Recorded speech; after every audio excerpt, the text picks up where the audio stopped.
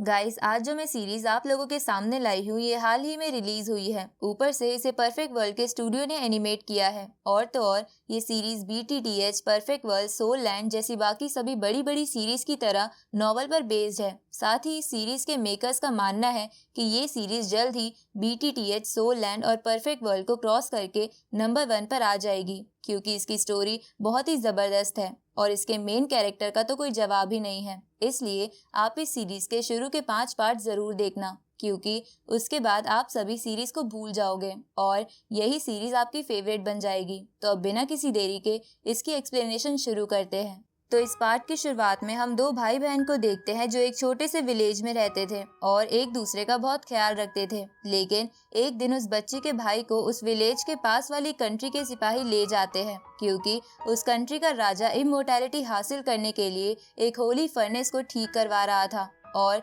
उस फर्नेस को ठीक करवाने के लिए लोगों के सेक्रीफाइस की जरूरत पड़ती थी, जिसकी वजह से बहुत सारे लोगों की जान चली जाती थी। और ऐसे ही उस बच्ची के भाई की भी जान चली गई थी, जिसकी वजह से वो बच्ची अकेली रह गई थी। अब कई साल बीत जाते हैं और हम उसी फर्नेस को देखते हैं जो इतने सारे बलिदानों के बाद बिल्कुल ठीक हो गया था। तो ये बात एक सिपाही जाकर राजा को बताता है, जिसकी वजह से वो राजा बहुत खुश हो जाता है, क्योंकि उसके दादा परदादा भी इस फर्नेस को ठीक करने में लगे हुए थे, लेकिन तब वो ठीक नहीं हो पाया था। लेकिन राजा की किस्मत अच्छी होने की वजह से वो फर्नेस आज ठीक हो चुका था। अब जब वो राजा खुशी हो रहा था, तभी वहाँ बहुत सारे फेदर्स आकर महल के सभी सिपाहियों को मार देते हैं, जिसके बाद उन फेदर्स में से एक लड़की निकलती है, जो वही बच्ची थी जिसके भाई को राजा और उसके पूर्वजों ने मार दिया था।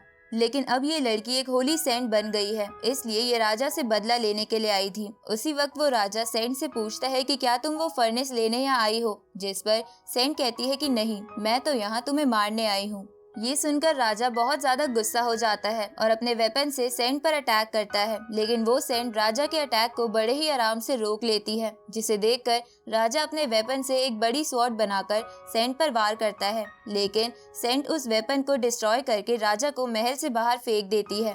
तो ये देखकर वो राजा उसके किंगडम की प्रोटेक्शन करने वाली ड्रैगन स्पिरिट्स को जगा देता है और उनसे सेंट पर अटैक करवाता है। लेकिन वो सेंट उन ड्रैगन स्पिरिट को एक साथ इकट्ठा करके उन्हें खत्म कर देती है और राजा पर एक जानलेवा बीम से वार करती है। तो राजा मरते समय सेंट का उस पर हमला करने का कारण पूछता है, लेकिन सेंट उसे कुछ नहीं बताती और जान से मार देती है। साथ ही वो सेंट उस किंगडम और उस फर्नेस को भी तबाह कर देती है, जिसके बाद वो फैसला करती है कि चाहे उसके भाई ने इस यूनिवर्स में कहीं भी पुनर्जन्म लिया हो या चाहे उसे अपने भाई को ढूंढने में लाखों साल लग जाएं, लेकिन वो अपने भाई को ढूंढ कर रहेगी।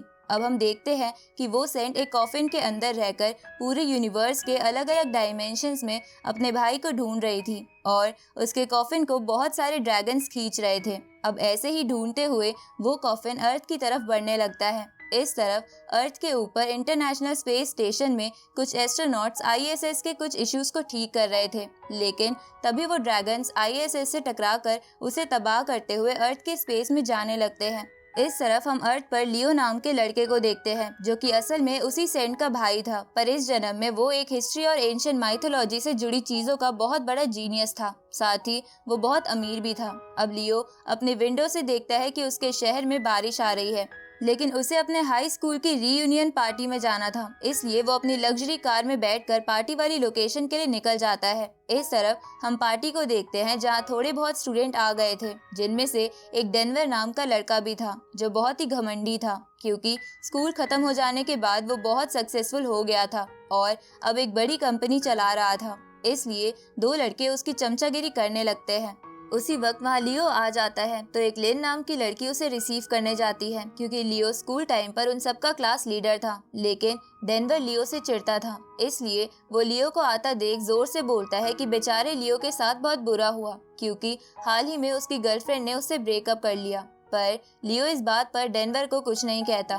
तभी वहाँ एक और क्लासमेट आ जाता है, जिसने लियो को उसकी लग्जरी कार पार्क करते हुए देख लिया था, इसलिए वो उससे उस कार के बारे में पूछने लगता है। लेकिन डेनवर को ये बात नहीं पता थी कि लियो अब अमीर बन चुका है, क्योंकि लियो स्कूल डेज में एक मिडिल क्लास लड़का था इसलिए डेनवर फिर से अपना रुतबा दिखाने के लिए कहता है कि कुछ लोग पार्टीज में जाने के लिए कार रेंट पर ले लेते हैं, चाहे उनकी जेब में फूटी कौड़ी ना हो। ये सुन के भी लियो डेनवर को कुछ नहीं कहता, क्योंकि वो जानता था कि डेनवर शुरू से ऐसा है। उसी वक्त वहाँ लियो की एक्स गर्लफ्रेंड एमिली भी आ जाती है, जो वहाँ अपने एक अमेरिकन फ्रेंड के साथ आई थी।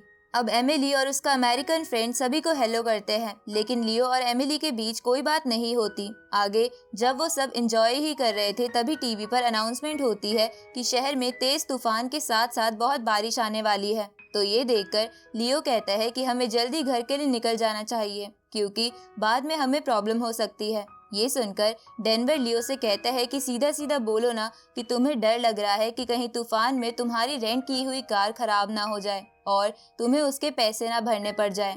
इसके बाद डेनवर लिन को अपने साथ चलने को कहता है। तो ये देखकर डेनवर के चमचे और एक और लड़की डेनवर से घर तक की लिफ्ट मांगते हैं, जिसके लिए डेनवर मान जाता है। अब 2 घंटे बीत जाते हैं, जहां शहर में बारिश की वजह से पानी भर गया था, जिसकी वजह से डेनवर और बाकी सब गाड़ी में फंस गए थे। उसी वक्त उनके पास वाला डैम वाटर ओवरफ्लो की वजह से टूट जाता है और सारा पानी उन लोगों की तरफ आने लगता है। पर सही समय पर वहां लियो अपनी बोट लेकर पहुंच जाता है। साथ ही उसने बाकी क्लासमेट्स को भी बोट में लिफ्ट दे दी थी। इसके बाद लियो सबको रेस्क्यू करके अपनी बोट में बैठा लेता है, लेकिन डेनवर को ये देखकर जेलसी होने लगती है कि लियो उससे भी अमीर है। अब लियो बोट को तूफान के बीच से दौड़ाने लगता है, लेकिन ऐसा करते हुए उसकी बोट एक पहाड़ की 2 चट्टानों के बीच फंस जाती है। इसके बाद वो सभी लोग बोट से उतरकर उस पहाड़ के ऊपर जाने लगते हैं, जहां उन्हें ऊपर एक टूरिस्ट प्लेस दिखता है। तभी वो अमेरिकन बंदा बोलता है कि ये कौन सी जगह है, जिस पर एमिली उसे बताती है कि ये माउंट टाई की जेड एम्परर पीक है। उसी वक्त एक क्लासमेट कहता है कि नीचे सब जगह बारिश आ रही है, लेकिन यहाँ बारिश का नामो निशान नहीं है। इस पर लियो कहता है कि ये माउंटेन बहुत ऊंचा है, इसलिए यहाँ इतने क्लाउड्स नहीं पहुँच पाते। ऊपर से ये माउंटेन बहुत मिस्टीरियस भी है। उसी वक्त वो लोग आसमान में उन ड्रैगन्स और कॉफिन को देखते हैं, जो उनकी तरफ ही आ रहे थे। इसलिए वो लोग जल्दी से अपनी जगह से दूर भागने लगते हैं। तभी वो ड्रैगन्स उस माउंटेन से टकरा जाते हैं, जिसकी वजह से उन लोगों के नीचे की जमीन भी टूट जाती है और वो लोग घिसते हुए एक जगह पहुंच जाते हैं। आगे जब उन्हें होश आता है तो वो देखते हैं कि वो किसी अजीब सी जगह पर पहुंच गए हैं। साथ ही उन लोगों के थोड़ी दूर पर वो ड्रैगन्स भी थे, जिसकी वजह से वो लोग डरने लगते हैं। तो लियो उन सब से कहता है कि तुम लोग डरो मत, हम सब एक साथ रहेंगे तो हमें कुछ नहीं होगा। इसके बाद वो लोग नीचे उतरने लगते हैं, क्योंकि वहाँ नीचे की साइड पर एक अल्टर बना हुआ था, जिसके बीचों बीच वो कॉफिन घिसते हुए आ गया था। अल्टर एक ऐसी जगह होती है जहाँ एंशिएंट टाइम में लोग किसी ह्यूमन या किसी और चीज का सेक्रीफाइस करते हो। अब वो लोग उस अल्टर और उसके आसपास बने स्टैचूज को देखने लगते हैं, जिन पर एंशिएंट लैंग्वेज में कुछ लिखा हुआ था। तो उन टेक्स्ट और उन स्टैचूज को देखकर लियो कहता है कि ये तो 5 कलर्ड अल्टर है। उसी वक्त लेन उन स्टैचूज को पास जाकर देखने लगती है, पर तभी उसके हाथ का तावीज उस स्टैचू से टच हो जाता है, जिससे वो स्टैचूज चमकने लगते हैं और उनके ऊपर बने टेक्स्ट निकलकर एक पोर्टल बना लेते हैं। ये देखकर उन सभी को कुछ समझ नहीं आता, लेकिन लियो पोर्टल को देखकर समझ जाता है कि वो यिंग यांग पोर्टल है, क्योंकि उसके बारे में लियो ने हिस्ट्री एंड माइथोलॉजी की बुक्स में पढ़ा था। उसी वक्त जैसे ही उस पोर्टल की लाइट उन ड्रैगन्स पे पड़ती है तो वो जाग जाते हैं और उस कॉफिन को उस पोर्टल में ले जाने लगते हैं। पर तभी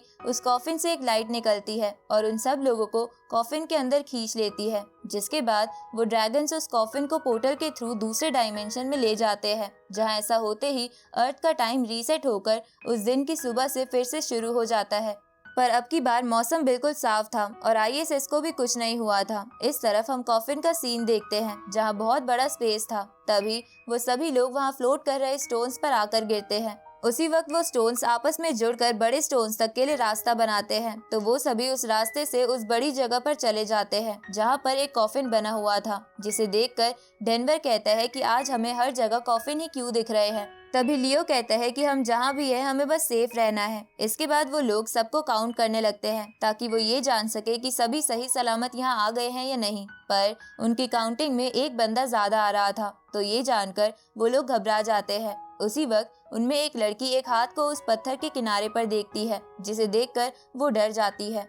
पर लियो उस हाथ वाले बंदे से कहता है कि पोम्बो तुम सामने आ जाओ, मैंने तुम्हें पहचान लिया है। इस पर पोम्बो लियो से पूछता है कि तुम्हें कैसे पता चला कि वो हाथ मेरा था। इस पर लियो उसे बताता है कि जब सब अपना नंबर बोल रहे थे तब उसने पोम्बो की आवाज पहचान ली थी। उसी वक्त एक लड़का पोम्बो से पूछता है कि तुम यहाँ कैसे पहुंचे। इस पर पोम्बो बताता है कि मैं पार्टी के लिए आ ही रहा था, लेकिन रास्ते में बारिश हो जाने की वजह से मैं पास वाले टाई माउंटेन पर चला गया और वहां से यहाँ आ गया। अब वो लोग उस कॉफिन के पास जाने लगते हैं ताकि वो जान सके कि उस कॉफिन में क्या है, लेकिन उसी वक्त वो ड्रैगन्स उस बड़े कॉफिन को पोर्टल के थ्रू किसी और डायमेंशन के किसी प्लेनेट के अल्टर पर ले आते हैं। तभी वो सभी स्टोन्स भी वापस पहले की तरह फ्लोट करने लगते हैं और वो सभी लोग भी अचानक से कॉफिन के बाहर आ जाते हैं, जिसके बाद लियो देखता है कि वो अल्टर भी एक 5 कलर्ड अल्टर है। इसलिए वो सबसे कहता है कि मुझे नहीं पता कि ये जगह सेफ है या नहीं, इसलिए कोई यहाँ से कहीं मत जाना। पर ये सुनकर जेलिसी के मारे डेनवर बोलता है कि हम यहाँ खड़े रहकर मौत का इंतजार नहीं कर सकते, इसलिए मैं तो यहाँ से जा रहा हूँ और जिसको भी मेरे साथ चलना है वो चल सकता है। ये सुनने के बाद डेनवर के 2 चमचे और कुछ स्टूडेंट्स उसके पीछे जाने लगते हैं। ये देखकर पोम्बो लियो से पूछता है कि अब हम क्या करें, तो लियो सबको एक साथ रखने के लिए खुद भी डेनवर के साथ जाने लगता है। अब आगे जाते जाते उन लोगों को एक बड़ा सा पत्थर दिखता है जिस पर एंशिएंट लैंग्वेज में कुछ लिखा हुआ था, तो उसे पढ़ने के बाद लियो सबको बताता है कि हम इस वक्त प्लैनेट अर्थ पर नहीं बल्कि किसी और प्लैनेट पर है। ये सुनकर बाकी सभी लोग घबरा जाते हैं, साथ ही उनमें से एक लड़का बहुत ज्यादा डर जाता है क्योंकि उसे यकीन नहीं आ रहा था कि वो किसी और प्लैनेट पर है, इसलिए वो दूर भागने लगता है। पर गलती से वो रेत के दलदल में फंस जाता है और डूबने लगता है। और इसी के साथ ये पार्ट यहीं खत्म होता है।